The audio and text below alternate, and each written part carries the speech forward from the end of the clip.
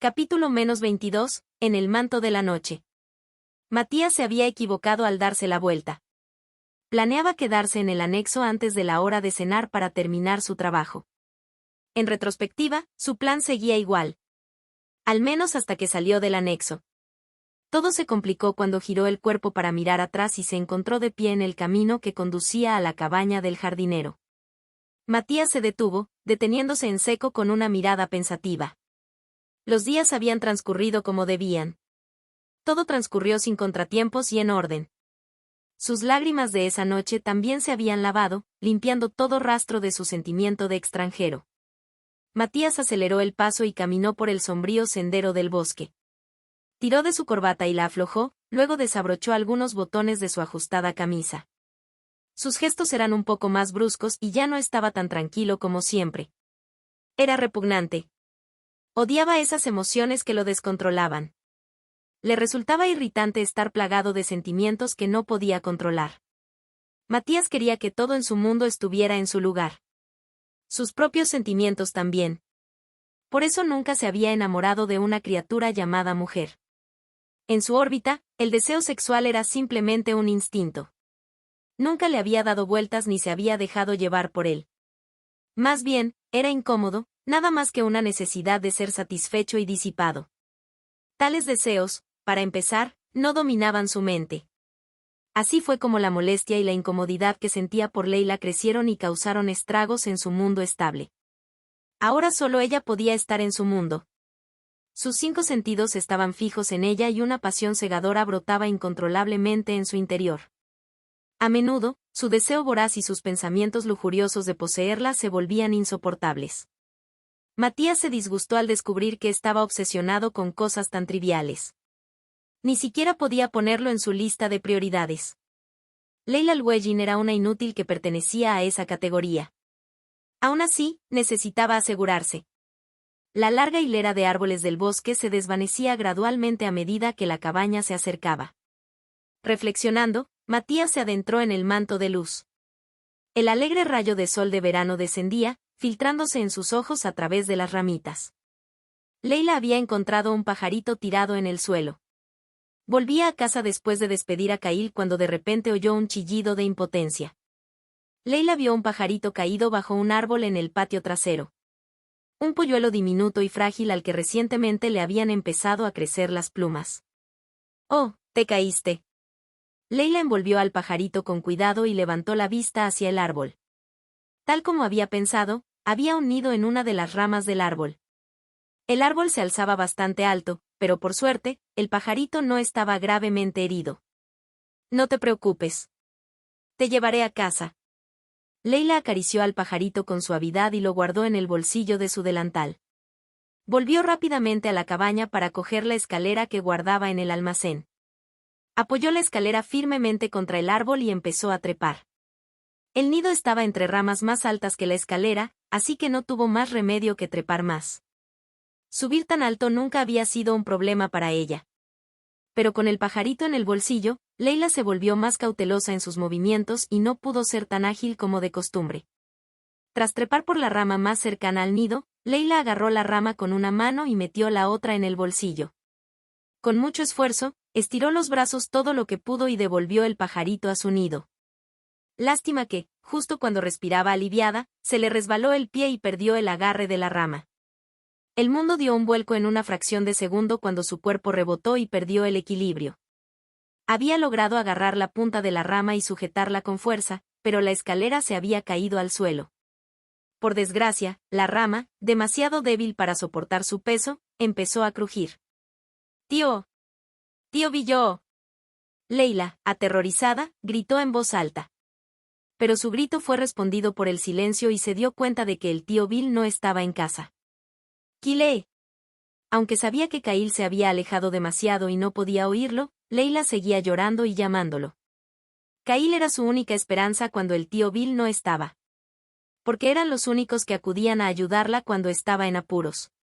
«Leila». De repente, una voz familiar apareció de la nada.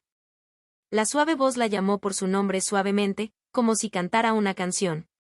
Su mente se había vuelto blanca de miedo, pero Leila aún podía reconocer al dueño de la voz. Bajó la mirada asustada, y alguien a quien conocía estaba justo debajo de ella. El duque Erard. Con un estado de indiferencia, sus ojos se desviaron hacia la escalera caída y la observó con calma, colgando precariamente de la rama medio rota. Él rió y le preguntó: ¿Te salvo? Ese loco, ¿por qué? No hace falta. Incluso en medio del miedo, Leila rechazó rotundamente su oferta de ayuda.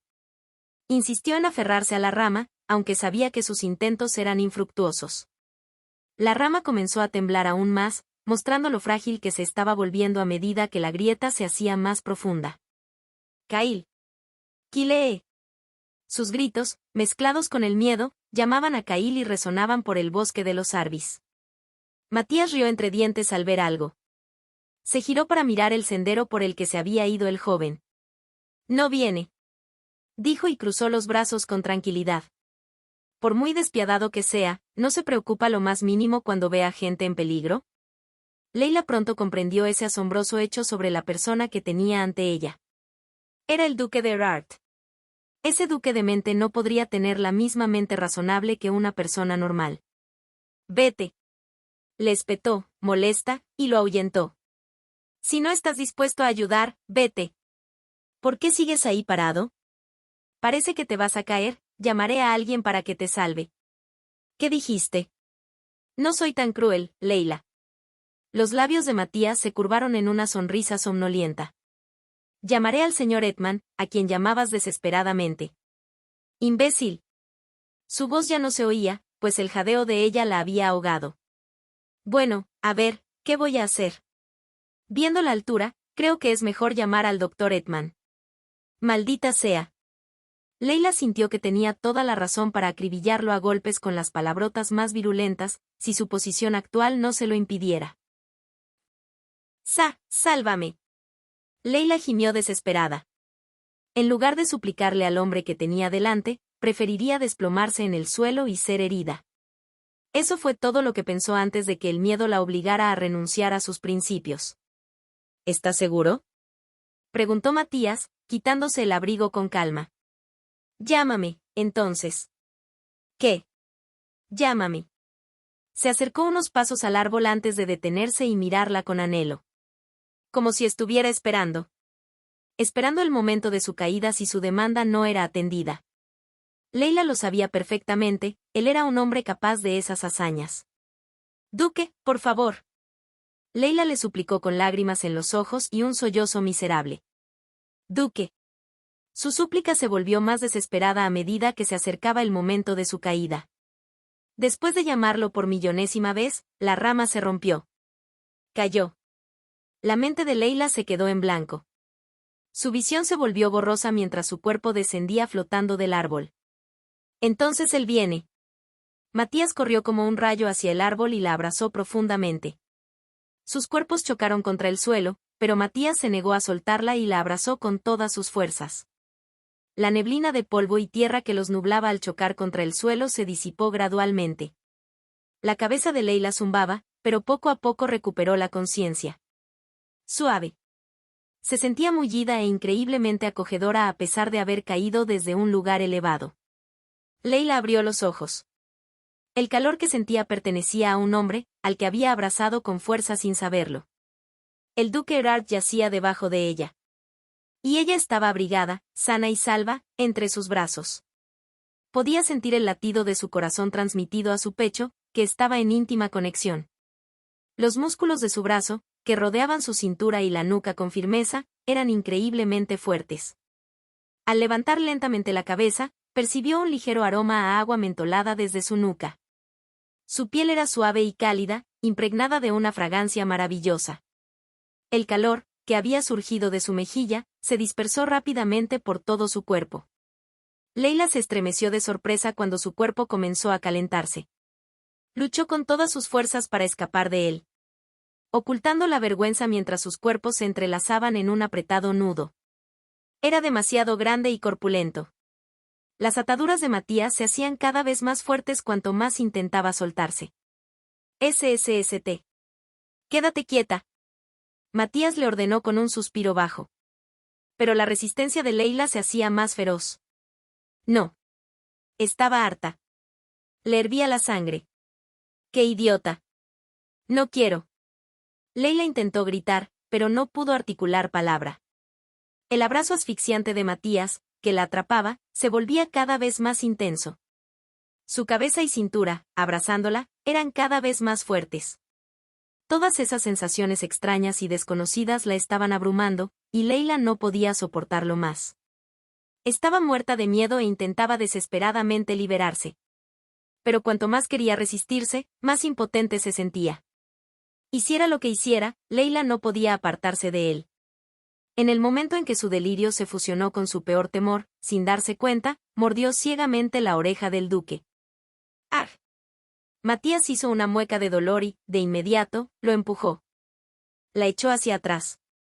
Se quedó estupefacto, pero pronto, su boca se torció en una mueca de diversión. A Matías le divertía verla temblar tanto cuando fue ella quien lo había agredido salvajemente. Los vívidos ojos verdes de Leila lo miraron con ferocidad, como si quisiera despedazarlo. Matías dejó de reír. Sé una dama, Leila. Matías se acarició suavemente la oreja mordida e inmediatamente agarró a Leila del pelo sin pestañear. Sin reflejos, la habían empujado al suelo. El rostro de Matías se cernía sobre ella, mirándola con sus ojos entrecerrados. ¿Así que esto es lo que recibo a cambio de salvarte la vida? ¿No te parece demasiado impropio de una dama? ¿Por qué debería ser una dama si ni siquiera eres un caballero? Leila apartó la mirada. La vergüenza le tiñó las mejillas de rojo mientras intentaba empujarlo una vez más. Pero Matías le había agarrado la barbilla con su mano abrasadora y la había arrastrado hacia él. ¿No acabas de decir que soy un caballero? No. Me equivoqué. ¿Lo hiciste? Un caballero, Son tonterías. Si eres un caballero, ¿cómo puedes hacer esto? Leila tartamudeó con cara de lágrimas y forcejeó por apartarse de él.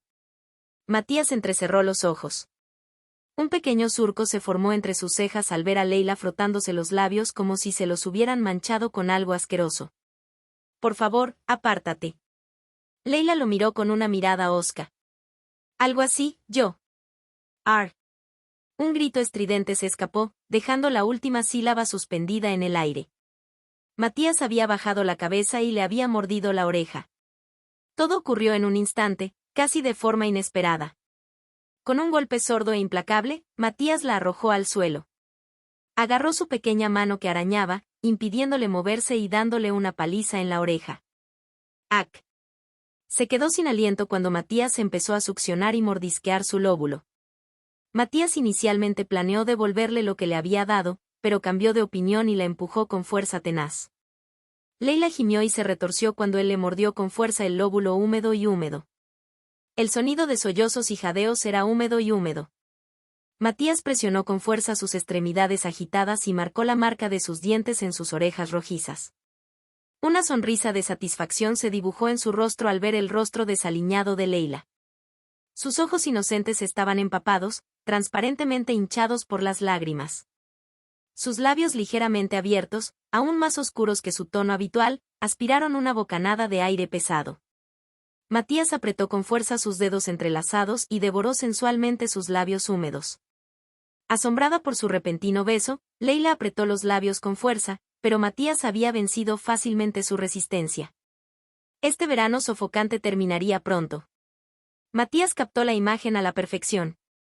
Aún así, eso no lo detuvo. Siguió metiendo su lengua apresurada, succionándola y tragándola como si quisiera engullirla. Saliva cristalina, voz quejumbrosa y respiración agitada comenzaron a fluir por sus labios superpuestos.